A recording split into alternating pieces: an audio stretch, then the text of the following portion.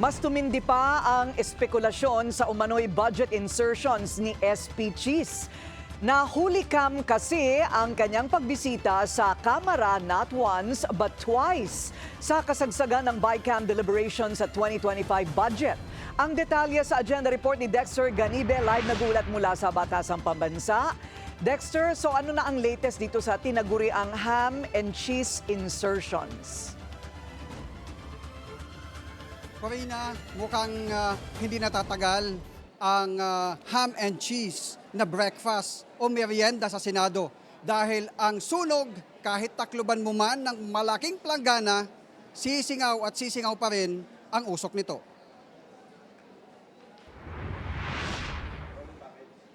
Hahamakin ng lahat, makamit lang ang minimithi. Isang kasabihan na naging gabay ng ilan para magtagumpay sa buhay.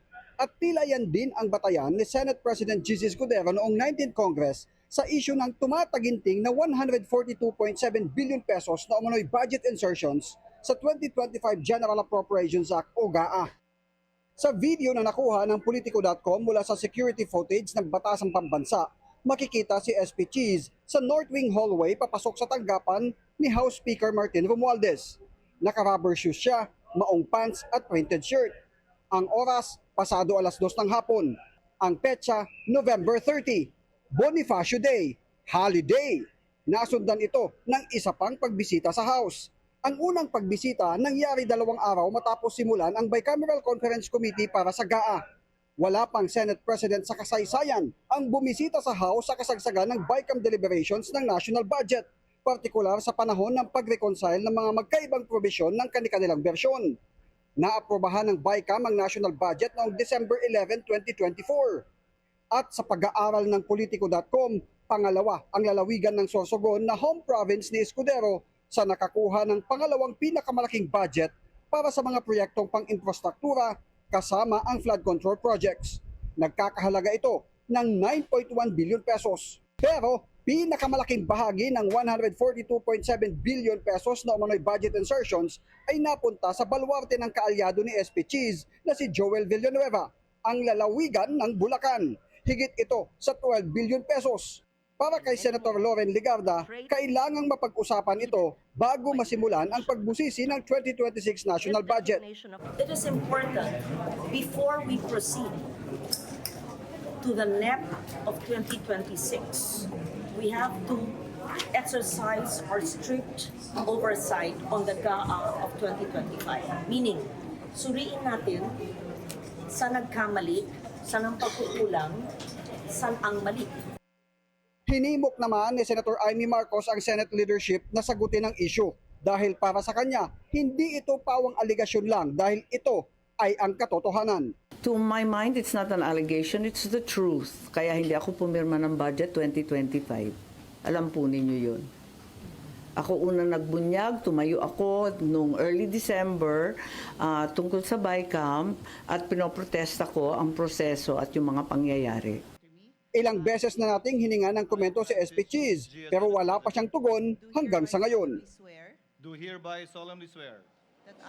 Corina, kung issue ng Pogo ang nagpa-standing ovation noong nakaraang taon sa sona ng Pangulo, ngayon naman ang issue ng flood control projects ang nagpadagundong sa loob ng plenary session ng House of Representatives ilang minuto bago matapos ang kanyang sona.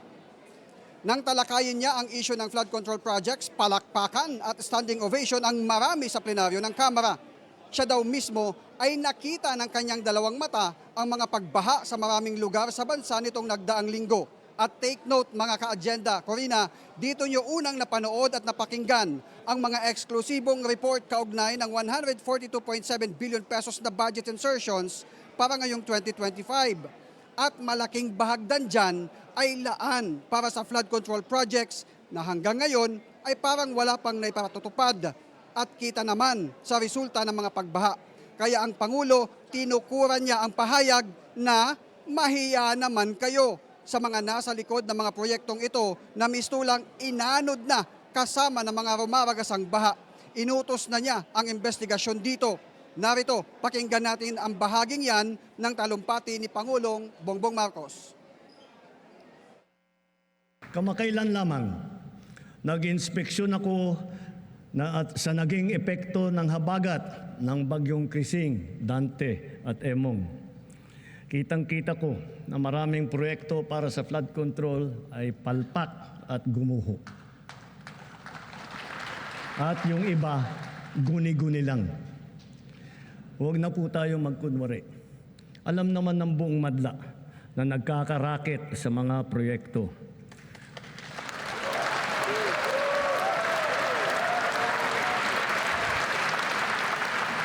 Mga kickback, mga initiative, errata, SOP, for the boys. Kaya sa mga nakikipagsabuatan upang kunin ang pondo ng bayan at nakawin ang kinabukasan ng ating mga mamamayan, mahiya naman kayo sa inyong kapwa Pilipino.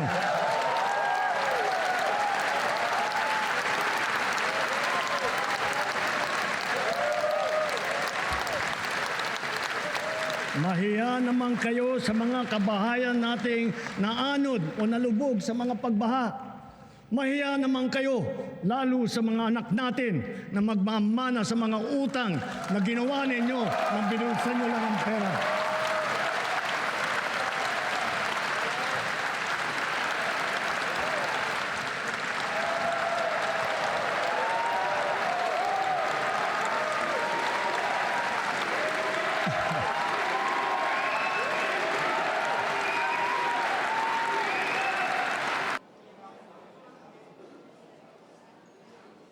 Corina, ang pinakaunang utos ng Pangulo sa DPWH isumiti sa kanya personally yung listahan ng mga proyekto ng flood control simula nung manungkulan siya hanggang ngayong taon. At kanyang re-reviewin ito, yung mga nagawa na, yung ongoing at yung mga ghost projects na flood control projects. At ang pangako ng Pangulo sa publiko, isa sa publiko, ipapublish niya ang listahan ng mga ito. Corina? Wow, so exciting pala kung seryoso talaga si Pangulong Marcos, ano? Pero sino ang magbabantay sa DPWH? Talagang DPWH din ang magbabantay sa sarili niya. Tungkol dito sa mga proyektong kontra-baha?